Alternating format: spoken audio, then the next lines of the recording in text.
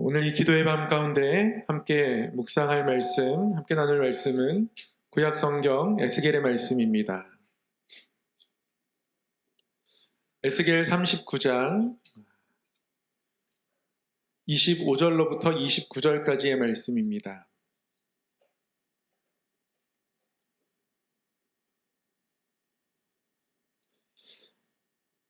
구약 성경 1214쪽에 있습니다. 에스겔서 39장 25절로부터 29절까지의 말씀 한 절씩 교독하겠습니다. 그러므로 주 여호와께서 이같이 말씀하셨느니라. 내가 이제 내 거룩한 이름을 위하여 열심을 내어 야곱의 사로잡힌 자를 돌아오게 하며 이스라엘 온 족속에게 사랑을 베풀지라.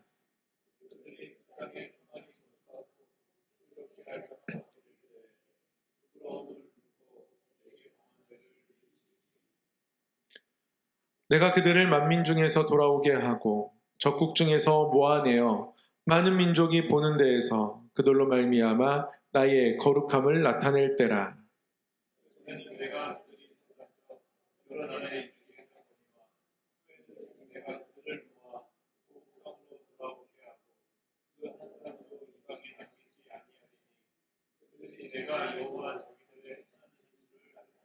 함께요. 내가 다시는 내 얼굴을 그들에게 가리지 아니하리니 이는 내가 내 영을 이스라엘 족속에게 쏟았음이라. 주 여호와의 말씀이니라. 아멘. 오늘도 기도의 자리에 나오신 우리 성도님들 환영하고 축복합니다.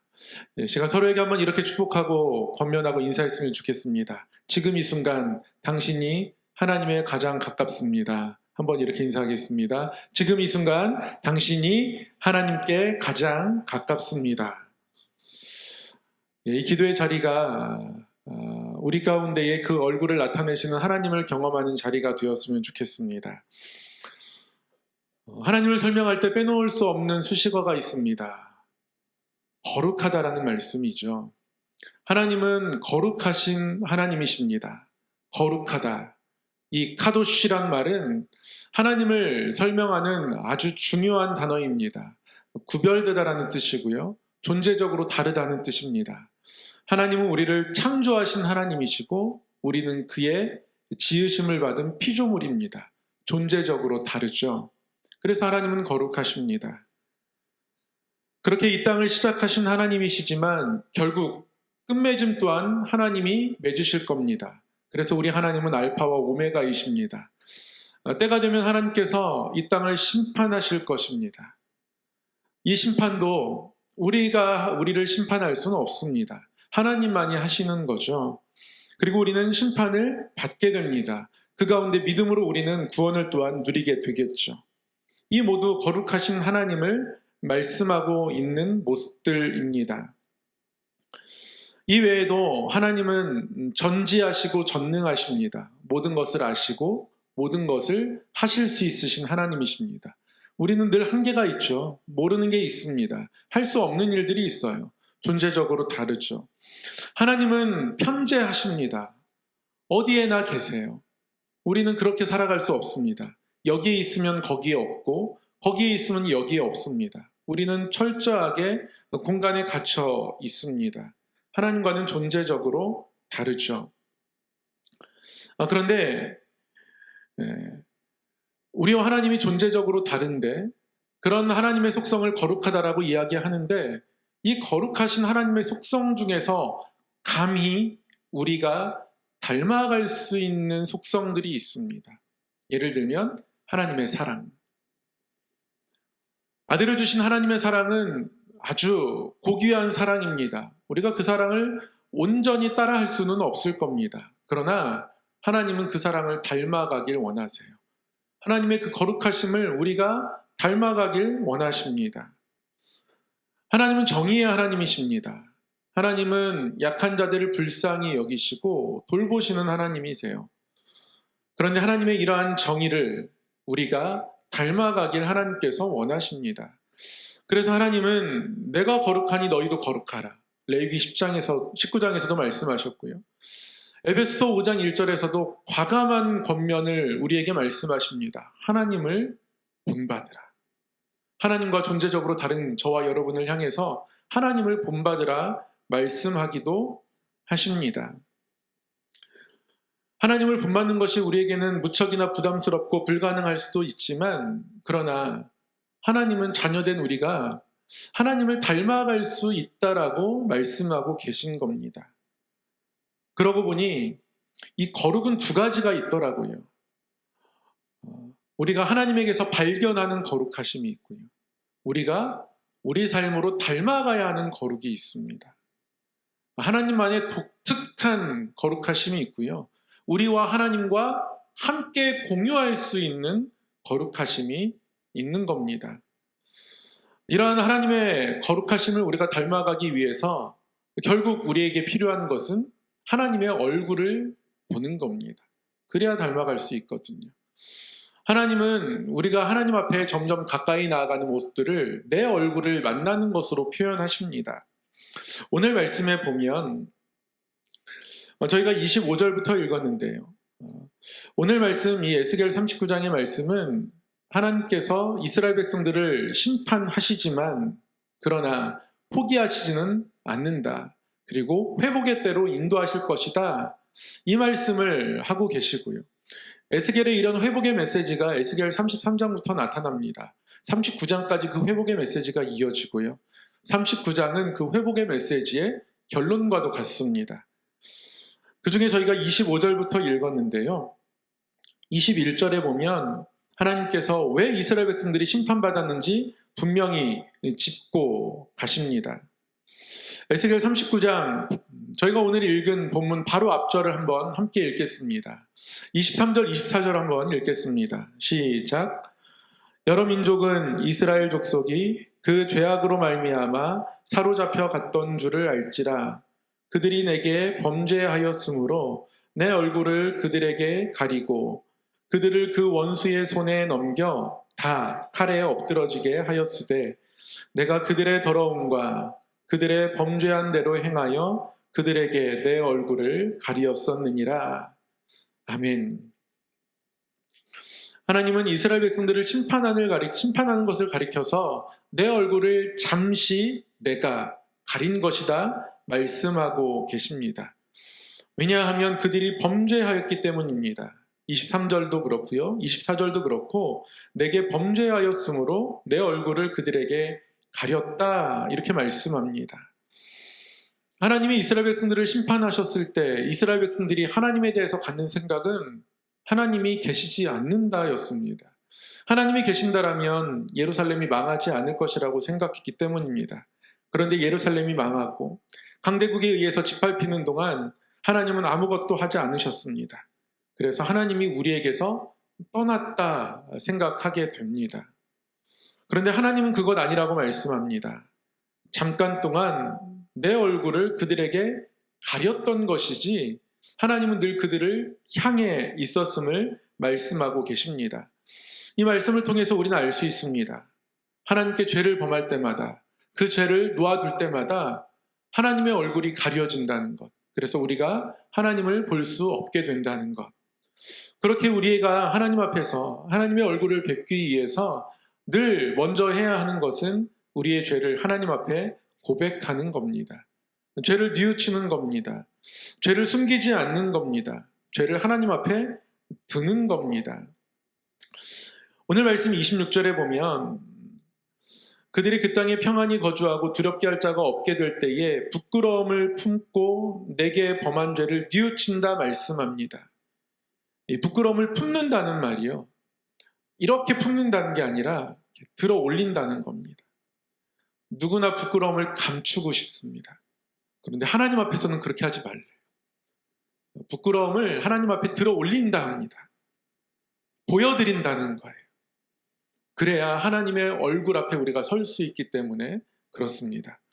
사랑하는 성도 여러분, 어떤 부끄러움이 있으십니까? 어떤 약함이 있으십니까? 하나님 앞에 그것들을 정직하게 고백할 때 우리는 내 얼굴, 하나님의 그 얼굴 앞에 설 수 있습니다.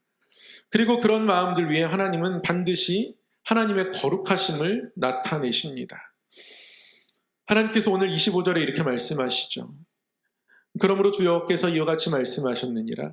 내가 이제 내 거룩한 이름을 위하여 열심을 내어 야곱의 사로잡힌 자를 돌아오게 하며 이스라엘 온 족속에게 사랑을 베풀지라. 하나님은 그 얼굴을 나타내십니다. 그것도 내 거룩한 이름을 위하여서 열심을 내어서 이스라엘 백성들을 회복시키겠다, 그들에게 사랑을 베풀겠다 말씀하십니다. 이것이 하나님의 거룩하심입니다. 자기 백성을 포기하지 않으시는 사랑. 하나님 열심을 내겠다 말씀합니다. 이 열심을 낸다는 것은 질투한다, 불태운다 그런 뜻입니다. 아무에게도 빼앗기지 않겠다는 것이죠. 이사야 42장을 통해서도 하나님 그렇게 말씀하셨습니다. 나는 여호와니 이는 내 이름이라. 나는 내 찬송을 다른 자에게, 내 영광을 우상에게 빼앗기지 않을 것이다. 절대 주지 않을 것이다. 하나님 그렇게 말씀하고 계십니다. 27절에 가서는요. 내가 그들을 만민 중에서 돌아오게 하고 적국 중에서 모아내어 많은 민족이 보는 데에서 그들로 말미암아 나의 거룩함을 나타내겠다 말씀합니다. 하나님의 거룩함을 나타내겠다고 계속적으로 말씀하세요. 그리고 28절에서는 이렇게 말씀하십니다. 전에는 내가 그들이 사로잡혀 여러 나라에 이르게 하였거니와 후에는 내가 그들을 모아 고국 땅으로 돌아오게 하고 그 한 사람도 이방에 남기지 아니하리니 그들이 내가 여호와 자기들의 하나님인 줄을 알리라. 하나님이 목표하시는 것 한 가지입니다. 하나님께서 내가 그들을 모은다고 말씀하셨어요. 여기서 모은다는 것은 어떤 목적을 가지고 소집한다 그런 뜻입니다. 하나님은 하나님을 자기 하나님 삼게 하기 위해서 이스라엘 백성들을 모으시는 겁니다. 그들을 모아서 다시 회복시키셔서 자기들의 하나님인 줄을 알게 되겠다. 그렇게 말씀하시고요.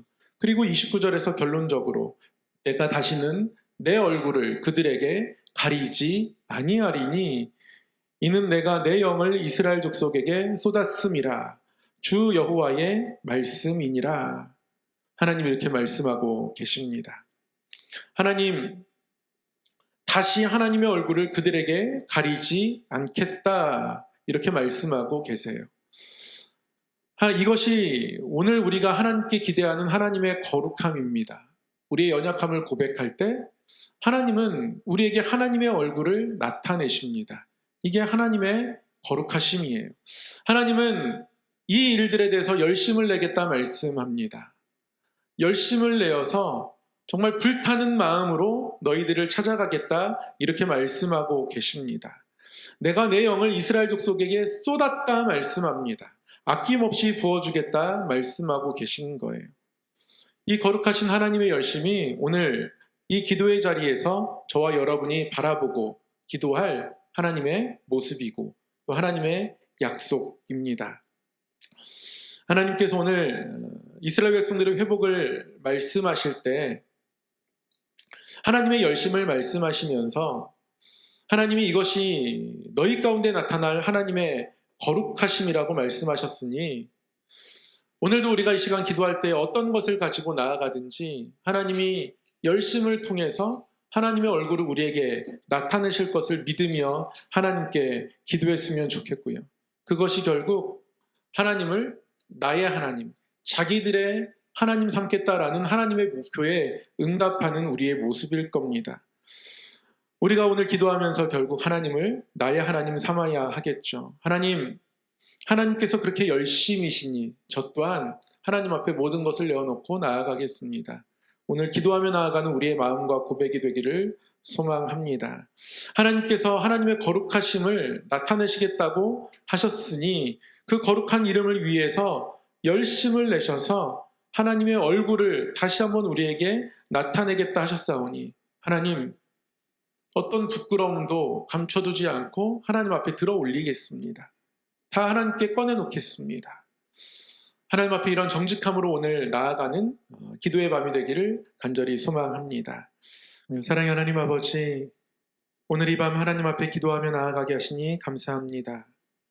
하나님 우리의 연약함을 하나님 앞에 고백할 때, 들어 올릴 때 하나님은 그 얼굴을 우리에게 나타내신다 말씀하시고 그 거룩함을 나타내신다 말씀하셨사오니 하나님의 거룩하신 얼굴을 배웠고 또한 하나님의 거룩하심을 따라가는 우리의 인생 되게 하여 주시옵소서.